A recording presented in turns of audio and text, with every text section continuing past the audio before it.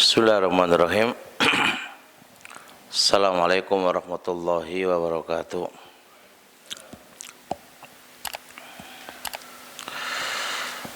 Alhamdulillah wassalatu wassalamu ala Rasulillah wa ala alihi wa sahbihi wa mawala ma ba'd. Kita kemarin di 2 bulan yang lalu ya,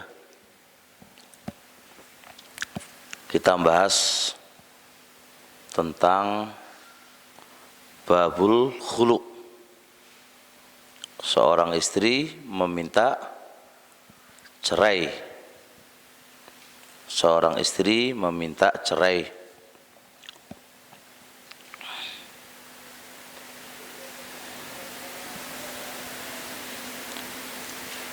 Di pembahasan yang kemarin bahas apa aja?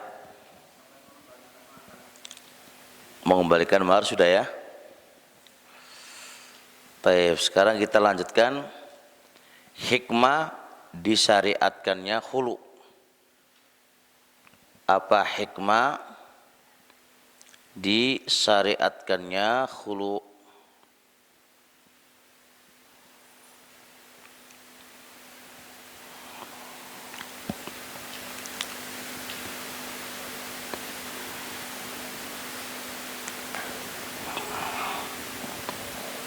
Apa hikmah disyariatkannya khulu?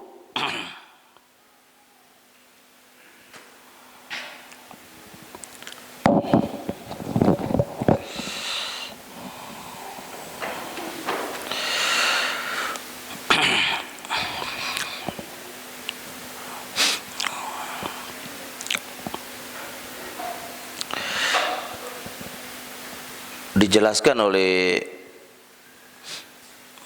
banyak kitab.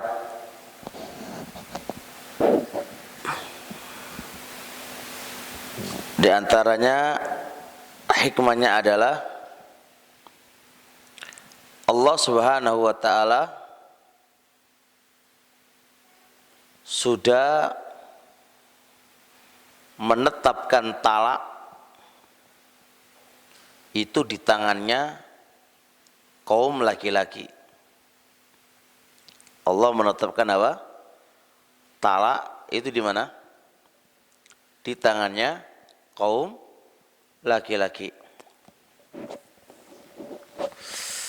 Dari situ ketika suami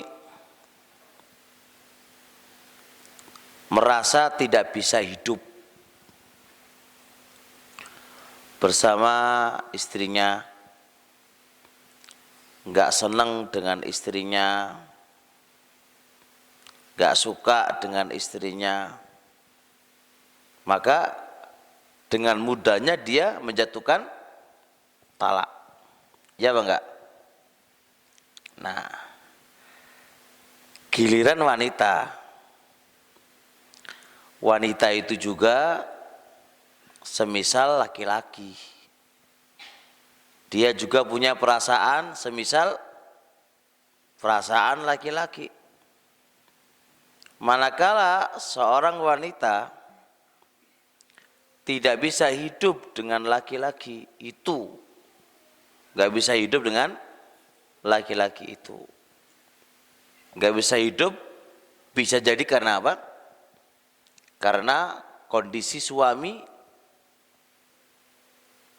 tidak semisal kayak dulu dalam hal apa? Kelembutannya sekarang mulai kasar, suka mukul, suka bentak, dan seterusnya. Kesimpulan dia nggak bisa hidup lagi bersama suaminya. Nah, kalau khulu itu nggak boleh bagi wanita, apa nasibnya wanita itu? Bisa kebayang nggak? Bagaimana nasibnya dia? Maka tentunya diperbolehkannya khulu itu juga sebuah solusi dalam menghadapi apa? Kehidupan rumah tangganya sang istri. Maka dari hikmah ini bisa difahami ya. Apa coba kesimpulannya?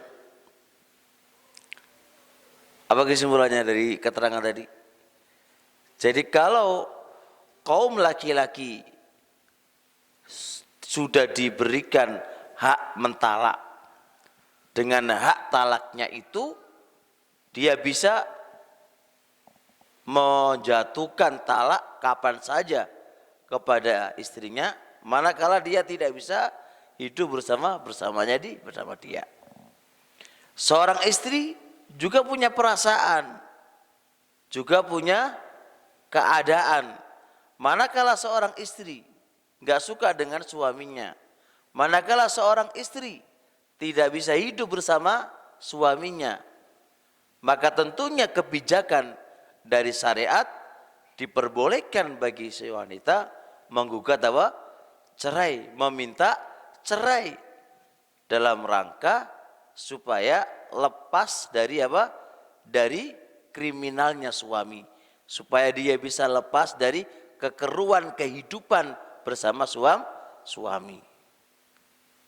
Bisa dipahami lah, itu berarti hikmah disyariatkannya khulu karena yang demikian itu.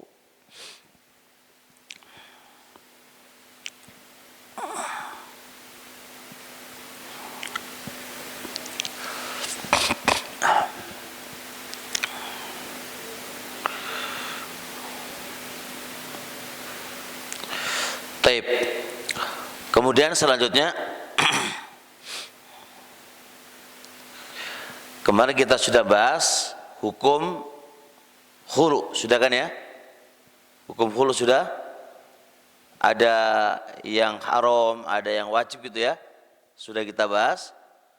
Sekarang kita akan bahas sebab apa diperbolehkan bagi seorang wanita meminta cerai. Hal apa yang menjadikan boleh seorang istri itu meminta cerai.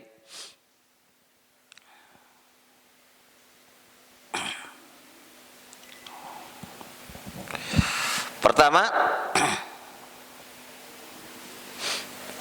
manakala ada cacat di suami,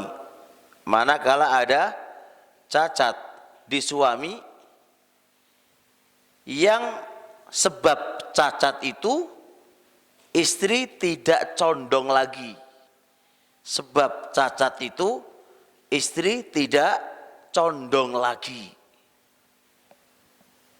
Jadi ada cacat pada suami, yang dengan cacat ini si istri sudah apa?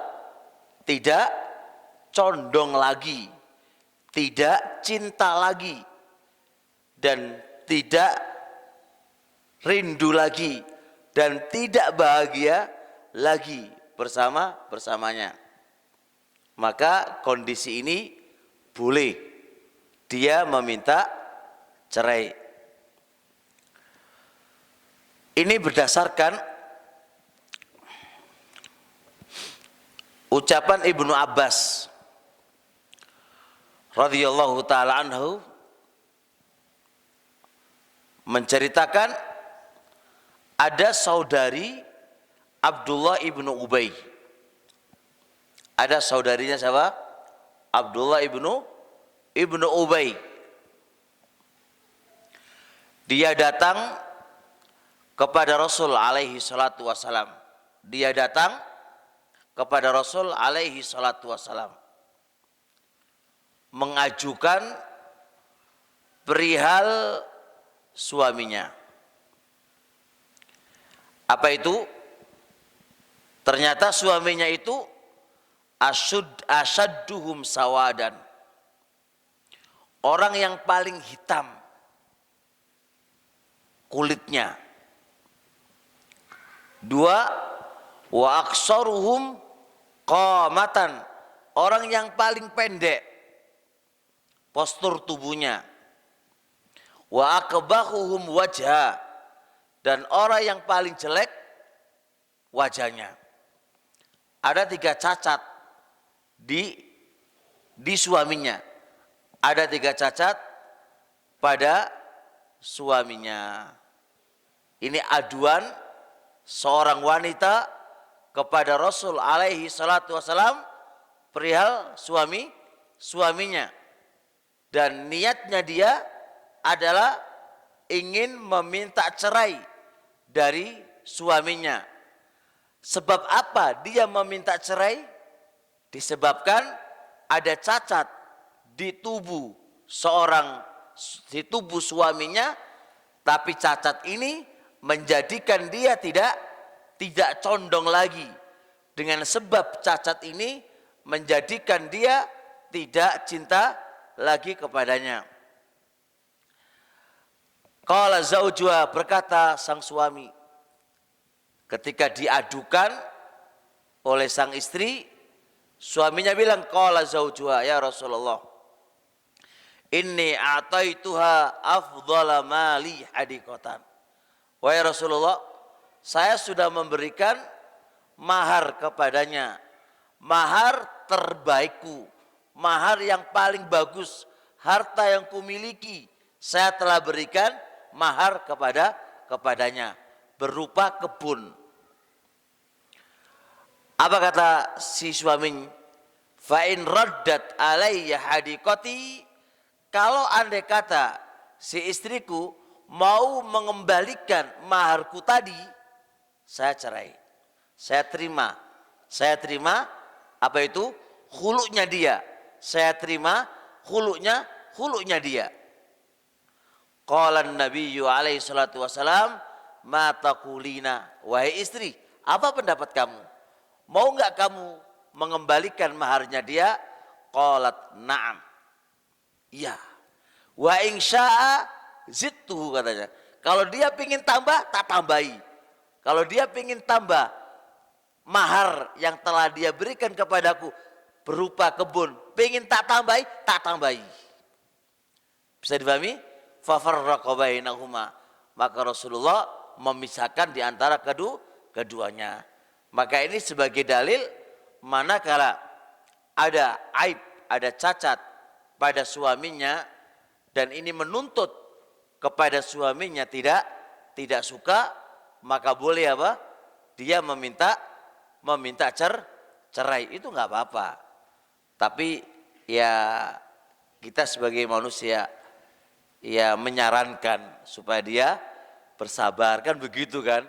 Tapi kan itu haknya dia. Misal contoh, sekarang kamu ganteng, setelah itu naik sepeda motor, mari ngono apa? Jatuh, ujuk-ujuk apa? Wajah kamu tambah welek ngono kayak opo ngono kan. Maka menjadikan suami kamu, istri kamu itu nggak suka dengan itu. Lihat kamu itu pengen muntah, misal contoh kan. Ya, bisa pengen muntah dan lain-lain, maka itu boleh bagi dia untuk meminta cerai. Tapi tetap disarankan, ya harus bersabar atas itu, ini ujian, ini musibah, dan seterusnya. Tetap secara agama menuntut, ya menasihatin wanita tidak minta cerai. Tapi itu haknya dia. Keadaan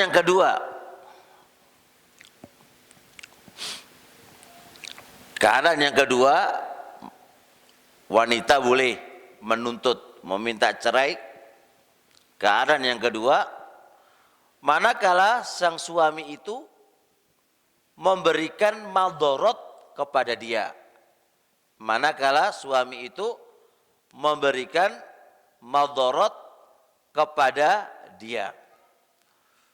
Maldorotnya, misal contoh, pisah ranjang. Udah ditinggalin berbulan-bulan, badal orangnya ada, ya nggak didatangin. Ini kan memadaratkan dia.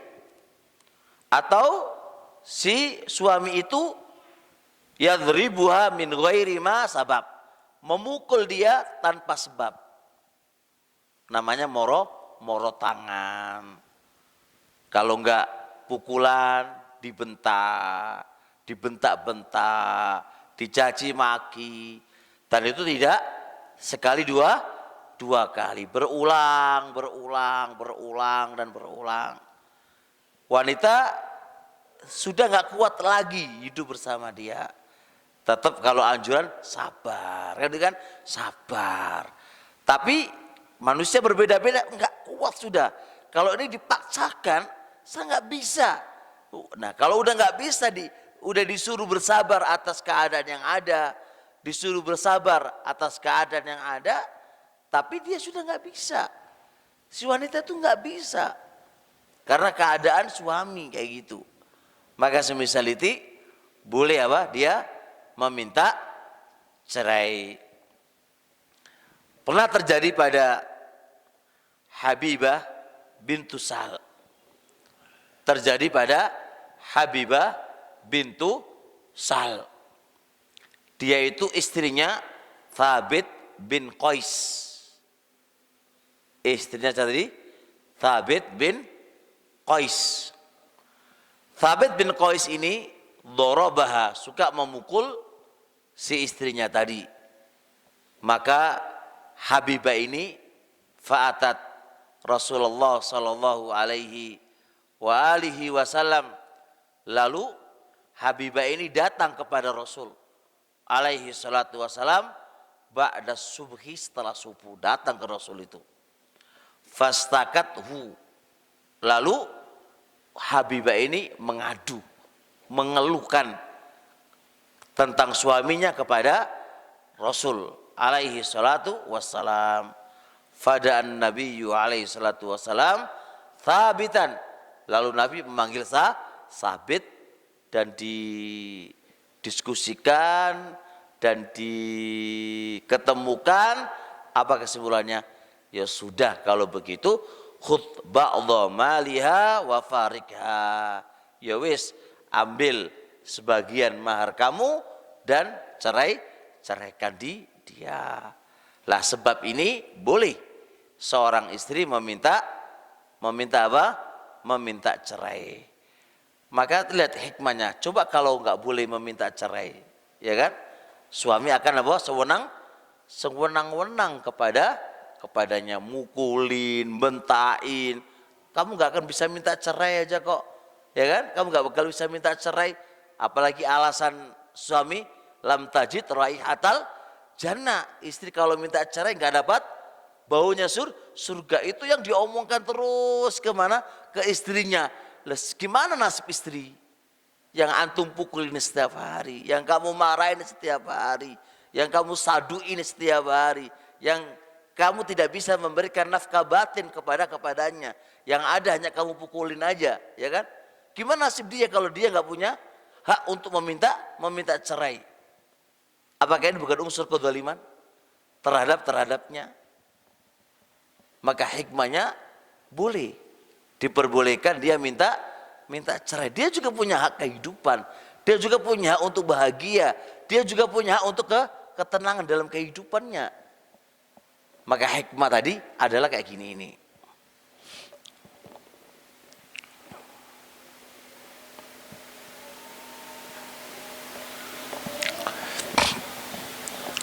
Di antara bentuk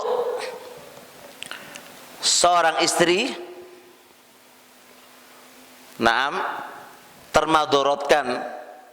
termadorotkan itu manakala ini kan tadi kan saya terangkan berbentuk pukulan, ya, terus dia ditinggal ranjang. Di antara bentuk ketika istri termadorotkan itu manakala suami itu meninggalkan haknya Allah, kayak nggak sholat, kayak minum khamr. Istrinya itu orang yang taat kepada Allah Subhanahu wa taala. Aku nggak betah lihat suami nggak mau sholat. Saya nggak betah kalau lihat suami apa? Minum khamr. Saya nggak betah kalau istri itu, suami itu apa? Wedoan, delek apa? Ya delek poligami sih kau apa? Cuma kan ini pacaran, ya kan? Pacaran suka apa namanya? Dia si istri itu termadorotkan, nggak betah melihat kondisi suami semisal ini. Maka boleh enggak seorang istri meminta cerai dengan kondisi suami apa tadi? Meninggalkan haknya Allah, bermaksiat kepada Allah Subhanahu wa taala.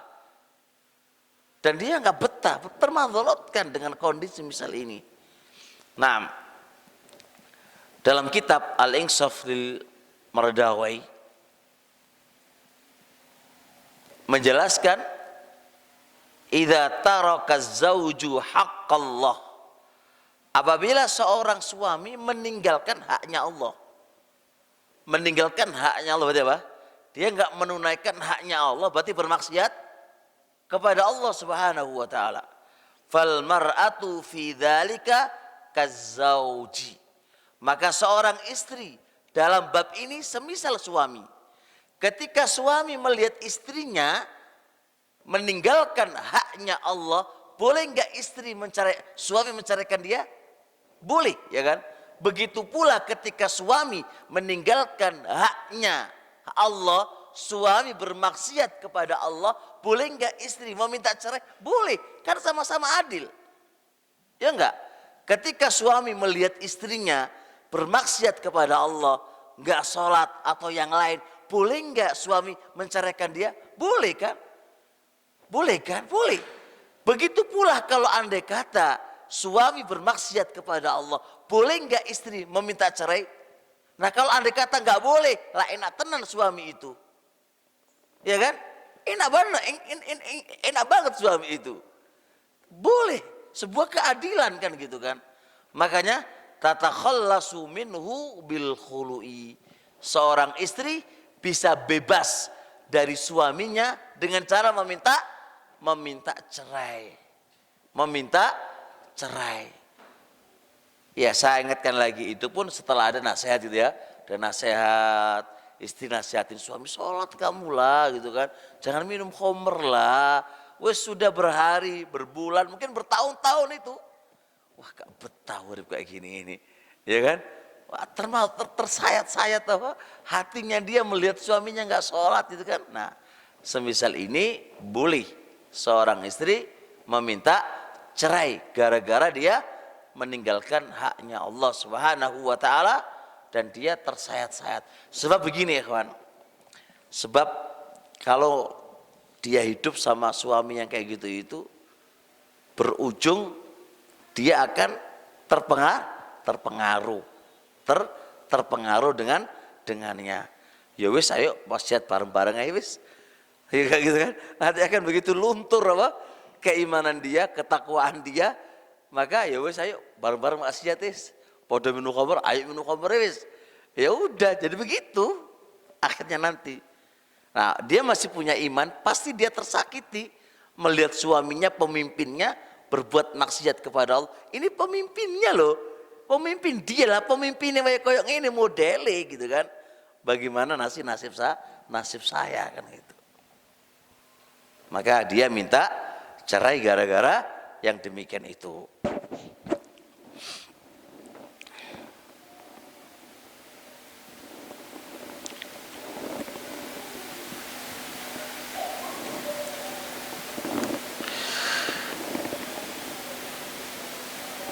Taib.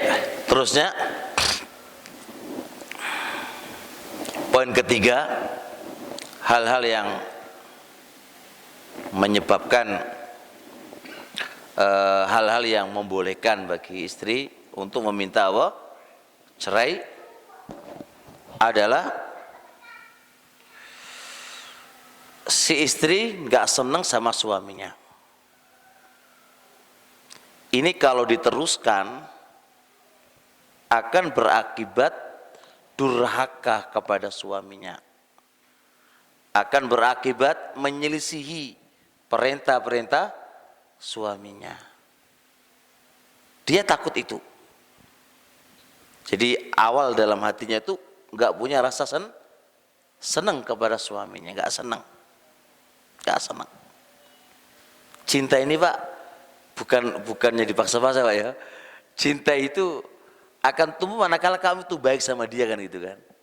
Tapi kamu juga kayak gitu, keadaannya main cuek-cuekan aja begitu ya. Si istri gak senang. Ini kalau dipaksa terus hidup sama dia khawatir akan durhaka sama suaminya. Ini kehidupan ini kalau dipaksa terus, maka dia khawatir akan menyelisih perintah suaminya. Suaminya nyuruh begini, nggak dilakukan, Pak. Suami begini, nggak dilakukan. Ini nggak dilakukan, ini nggak dilakukan. Kan begitu. Kenapa nggak dilakukan? Karena dasar cinta sudah nggak ada, punah, hilang. Dan dasar punah hilangnya rasa cinta ini ada kalanya dari suami. Dari suami. Suaminya nggak open sama dia. Suaminya suka marah-marah sama dia. Suaminya ini dan itu sehingga hilang rasa cinta itu darinya. Dia berusaha sabar. Tapi benih cinta itu nggak bisa tumbuh kembali gitu, nggak bisa tumbuh kembali. Dan ini kalau dibiarkan, lihat ini akibat dari nggak ada rasa cinta tadi, dia khawatir akan durhaka kepada suaminya. Dia mengambil nafkah dari suaminya, akan tetapi dia tidak bisa menjalankan sebagai istri yang baik. Maka khawatir dia berdosa, justru malah berdosa. Bisa dipahami? Nah, kondisi semisal ini boleh bagi dia untuk meminta cerai.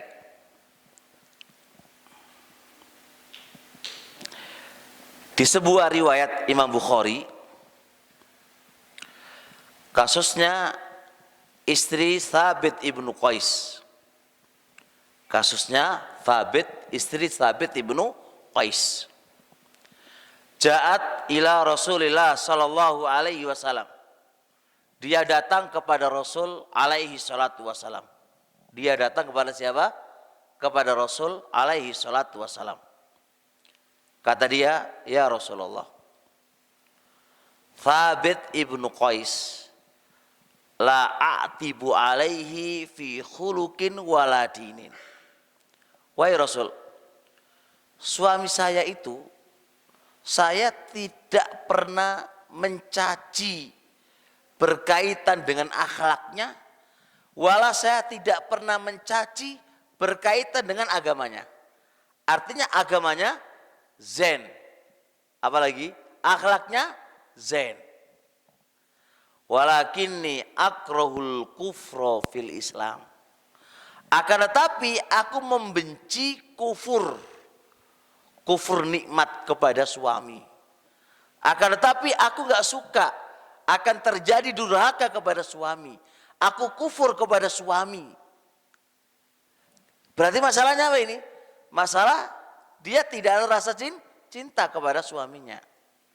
Nggak nyacat akhlaknya baik, agamanya baik, tapi masalahnya nggak ada rasa apa? Cinta. Anak nggak cinta. Kalau ini dibiarkan, mananya kalau aku biarkan, aku sudah berusaha gitu kan, udah berusaha memupuk rasa cinta, tapi nggak bisa, nggak ada. Anak udah berusaha itu. Tapi ini kalau diteruskan wahai Rasulullah Sallallahu Alaihi Wasallam, ya Rasulullah, ini kalau aku teruskan wahai Rasul, apa yang terjadi? Saya akan menjadi kufur nikmat. Gimana kufur nikmat? Aku jadi istrinya, tapi nggak bisa melayani sebagai istri. Aku mendapatkan nafkah dari dia, makan, tempat tinggal, pakaian dari dia, tapi saya nggak bisa menjalankan sebagai istri yang baik ya Rasul. Bisa dipahami ini enggak? Maka apa kata Rasul? Faqala Nabi alaihi salatu wasalam, aturidina alaihi hadiqatahu. Apakah engkau mau mengembalikan apa itu? Maharnya dia. Mau enggak kamu mengembalikan maharnya dia? Qalat na'am. Iya. Mau Nabi, mau. Saya akan kembalikan maharnya dia. Qala Rasul alaihi salatu wasalam, akbiril hadiqata wa talliqha tatliqatan.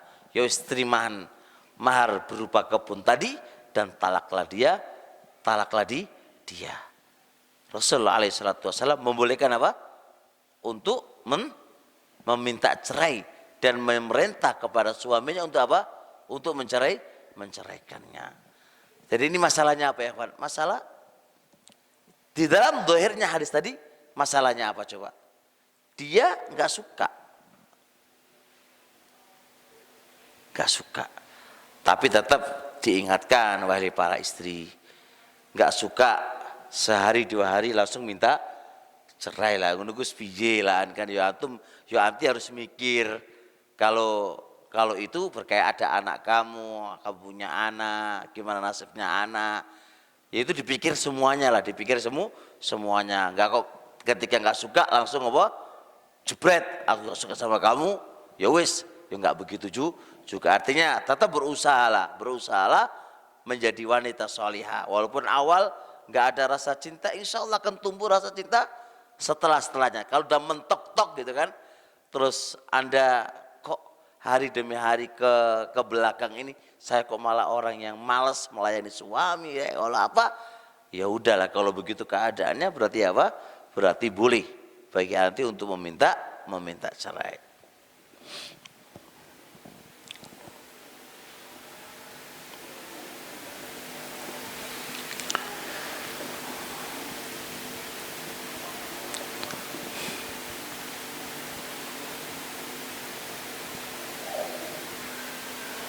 Taib, bisa difahami insyaallah, kawan?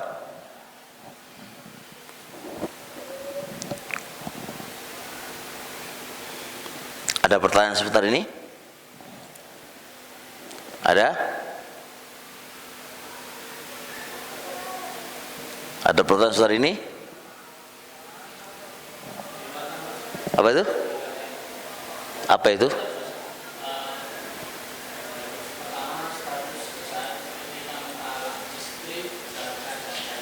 Oh nanti insyaallah, belum kita kan baru berbab insyaallah.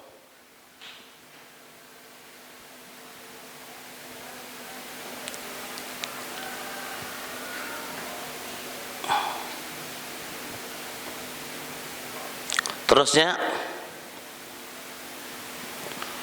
apa hukum suami mengiyakan permintaan si istri?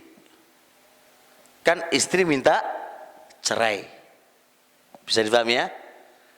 Otomatis suami menerima apa enggak, kan gini Pak ya? Istri minta cerai,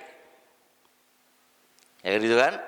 Sekarang suami mengokekan atau tidak mengokekan kan tergantung suami kan gitu kan? Karena talak masih dipegang oleh suami walaupun istri minta cerai. Pertanyaannya adalah, kapan si suami itu harus mengabulkan permintaannya siapa? Istri. Kapan suami itu bisa mengabulkan permintaannya apa? Istri. Atau hukum seorang suami mengabulkan apa? Permintaan istri.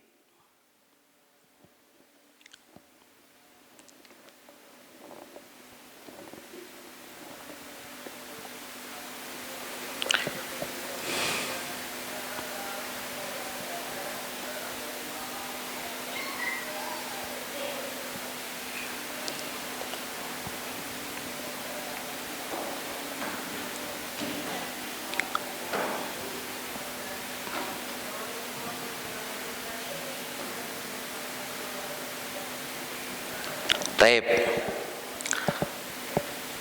Manakala kita katakan dianjurkan, saya bilang dianjurkan dulu ya, karena kalau wajib masih ada khilaf di antara para ulama. Saya bilang dianjurkan bagi suami untuk mengiyahkan permintaan suaminya, permintaan istrinya. Manakala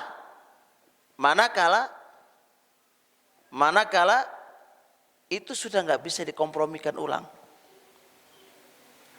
Manakala tidak bisa dikompromikan.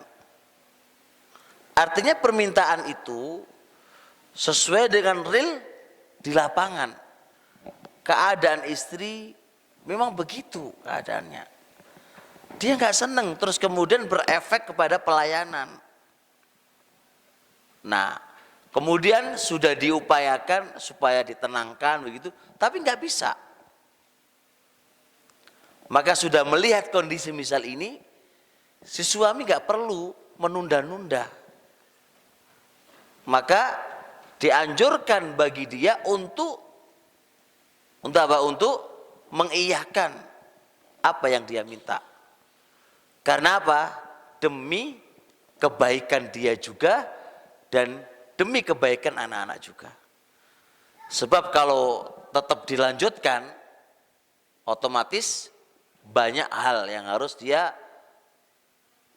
yang dia lakukan berupa dosa kepada Allah Subhanahu wa taala.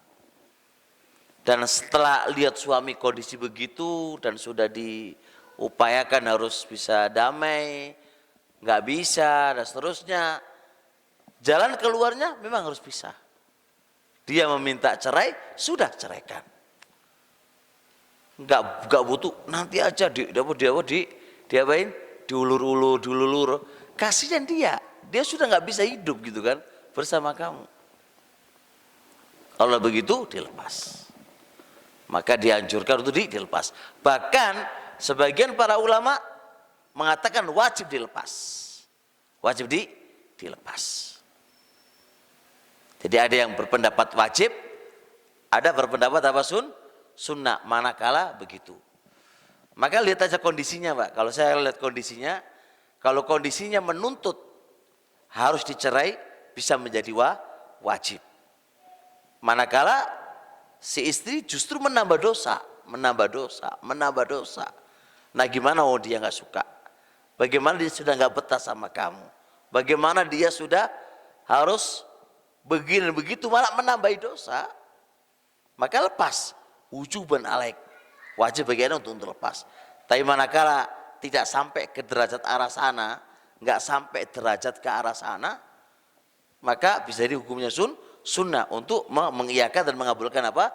Ada si istri bilang, suami bilang, kayaknya masih bisa diperbaiki. Ya sudah, sunnah bagi anda untuk mengiyakan. Atau masih bisa, nanti dulu. Kan baru punya sunnah kan gitu. Tapi kalau dari finish udah nggak bisa kayaknya ini. Sudah paten dengan cara apapun nggak bisa. Ya wis, wajib bagi anda iyakan dan anda kabulkan untuk permintaan dia. Jadi lihat kondisi Pak. Bisa wajib, bisa sunnah itu lihat kondisi. Selama masih bisa diperbaiki, diapain, berharap bisa kembali seperti semula, maka sunnah lah kan begitu. Tapi kalau udah mentok-tok gak bisa, anda juga harus bersikap untuk menceraikannya karena la dhara wala dirara. Anda jangan memadharatkan kepada orang-orang lain. Artinya kalau antum biarkan, itu justru memadharatkan dia. Memadharatkan dia. Jadi nggak boleh kita ego gini.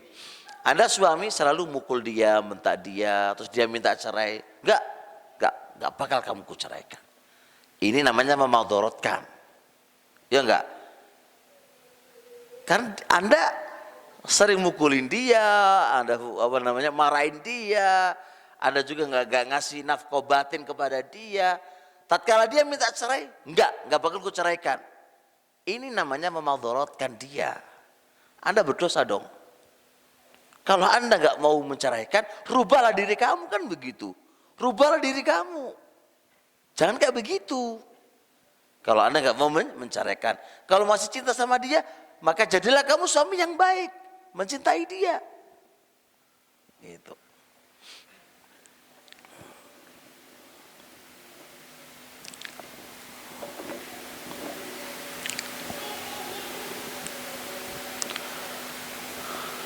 Bisa dipahami insyaallah teman-teman semuanya? Yang ngantuk. Ngantuk Pak? Masya Allah.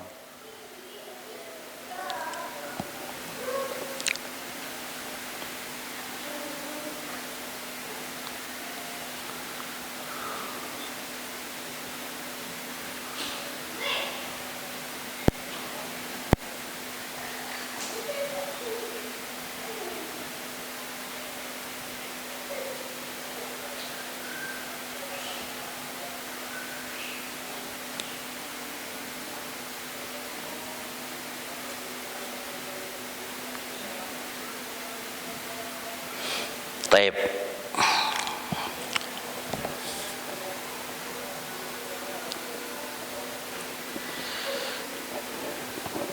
Syarat-syarat suami menjatuhkan talaknya ketika istri minta cerai.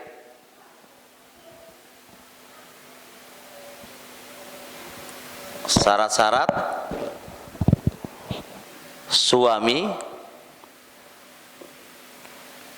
mentalak istrinya ketika istrinya meminta cerai.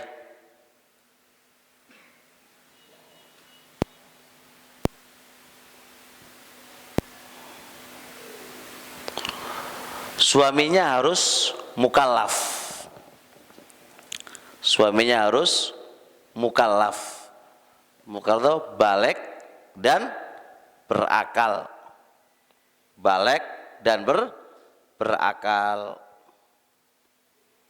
Ini syarat apa itu? Khulu. Suami mengiyakan permintaan siapa? Istrinya. Suami harus mukallaf. Apa itu mukallaf? Balik dan berakal. Oleh karenanya di sana ada kaidah kullu man sahha talaquhu sahha khulu'uhu. Semua orang yang kalau talaknya itu sah, maka berarti khulu'nya juga harus sah. Berarti orang yang mentalak kepada istrinya, bukan istri yang minta talak ya, suami menjatuhkan talak kepada istrinya, itu syaratnya kan harus mukallaf. Nah kalau itu dianggap sah, maka ketika dia mengiyakan permintaan apa? Suaminya, mengiyakan permintaan apa? Istrinya, maka dia juga harus mukallaf. Jadi kalau suaminya gila, lalu istrinya minta cerai, wis tak cerai, kau apa-apa, nggak sah karena suami ini gila gitu ya. Kalau ada kata si istrinya minta cerai, sedangkan dia belum berakal, belum balik ya, suaminya belum punya suami tapi belum balik ya, ada nggak ya? Ya di Indonesia kayaknya nggak ada ya. Kalau di negara Arab biasa sih suaminya masih kecil, umur 10 tahun, belum balik, sudah punya istri gitu kan. Istrinya minta cerai, terus suaminya belum balik gitu kan, belum balik, maka nggak sah dia mengiyakan permintaan siapa? Permintaan istrinya. Nah,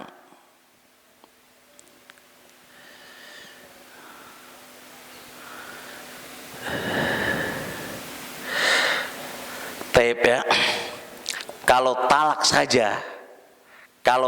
saja itu tanpa suami ngasih sesuatu kepada istrinya, itu aja disyaratkan harus berakal dan balik.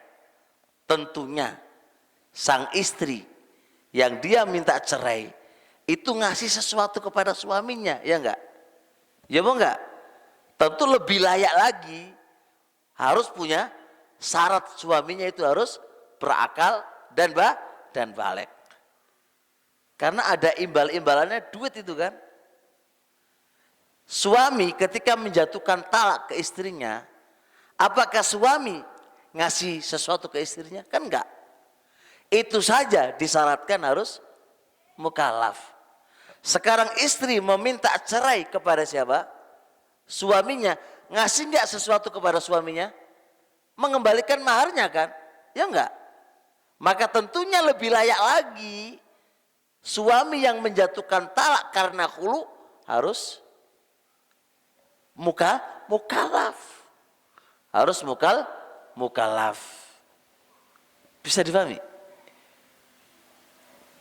Yang satu mentalak nggak pakai biaya gitu ya, anti tolik, selesai sudah. Kalau khulu dia minta cerai supaya dikabulkan perceraiannya, dia mengembalikan maharnya kan, berarti kan ada duit gak yang keluar? Ada kan? Ada ora? Ada. Tentunya orang yang menjatuhkan talak itu disyaratkan harus mukalaf. Biar dia tidak mikirkan duitnya, tapi mikirkan apa? Kemaslahatan. Makanya harus sempurna akalnya. Kalau dia belum balik kan belum sempurna akalnya itu. Kalau dia gila, apalagi gila, yang pikir ono duit kamu, woi tak cerai aja. Itu kan mikir duitnya aja kan gitu. Nah, oleh karenanya Ibnu Abidin ketika menjelaskan masalah khulu, kata beliau, wa syartuhu kattolaki. Syaratnya khulu semisal syarat tolak. Apa itu? Wa huwa ahliyatuz zauj. Suami memiliki kemampuan dan enggak mungkin memiliki kemampuan kecuali dia mukallaf, berakal dan dia sudah balik. Taib. An-Nawawi juga mengatakan wa syartul khulu'i zaujun yasikhu talaquhu. Syaratnya khulu adalah suami sah talaknya. Suami yang sah talaknya maka berarti sah untuk khulu. Sah untuk khulu.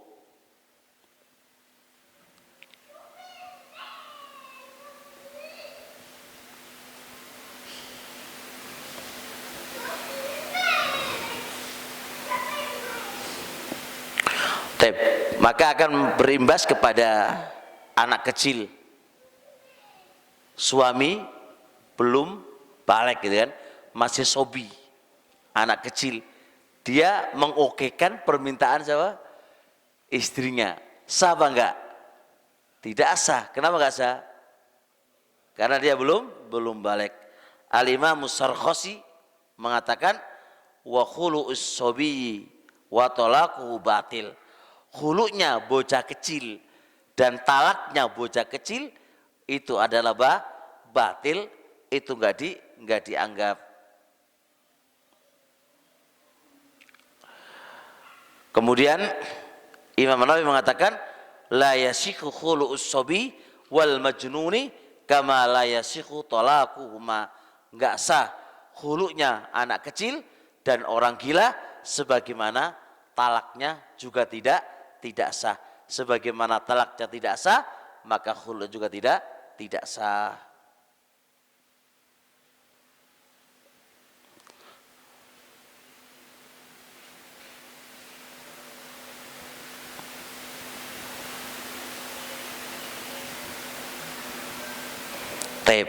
Terus gimana kasusnya sekarang? Istri minta cerai, suaminya gila. Kan gitu ya. Istri minta cerai, suaminya belum balik. Terus gimana ini? Siapa yang menjadi wakil dari siapa? Dari keadaan ini. Siapa wakil yang bisa mewakili untuk mentalak istri yang minta cerai? Kalau nunggu dia balik sampai kapan aku hidup kayak gini gitu kan ya? Atau nunggu suaminya sembuh dari gilanya sampai kapan gitu kan? Sedangkan saya sudah gak betah hidup sama dia kan begitu. Maka riwayat Imam Malik dan ulama Hanabilah, dan ini ucapannya Qatadah dan Atha, kata beliau diwakili kepada sang bapak, diwakili kepada sang bapak. Sang bapak boleh mewakilkan untuk anaknya yang masih kecil, boleh sang bapak mewakilkan untuk apa? Anaknya yang gila di dalam menceraikannya.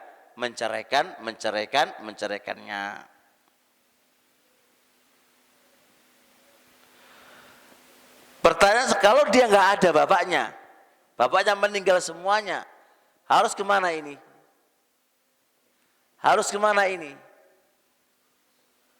Ke hakim. Kalau sudah nggak ada perwakilan darinya, maka larinya kepada hakim. Mazhab Syafi'iyah melarikan kepada hakim. Jadi si istri ngomong kepada suaminya, kepada Pak Hakim, Pak Hakim, saya minta cerai. Karena suami saya gila. Saya nggak mungkin hidup dengan suami yang gila gitu kan. Kemudian perwakilan dari suami nggak ada semuanya, nggak ada semuanya. Maka hakim itu adalah wali bagi orang yang tidak punya wali. Hakim itu adalah bapaknya masyarakat, bapaknya orang yang tidak punya bapak gitu kan ya. Maka diwakilkannya ke hakim. Maka hakim mengiyakan, ya sudah, kuiyakan permintaan cerai kamu. Saya sebagai wakil dari siapa? Dari sang suami yang gila atau belum balik.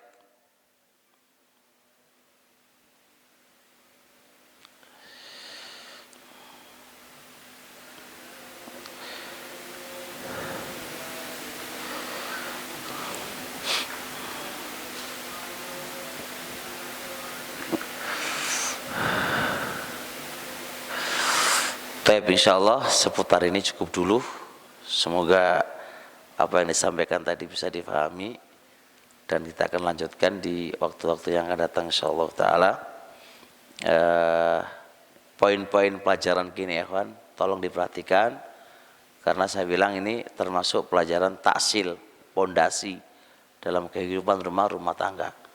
Kita harus faham babul khulu, kita juga harus faham babul tolak.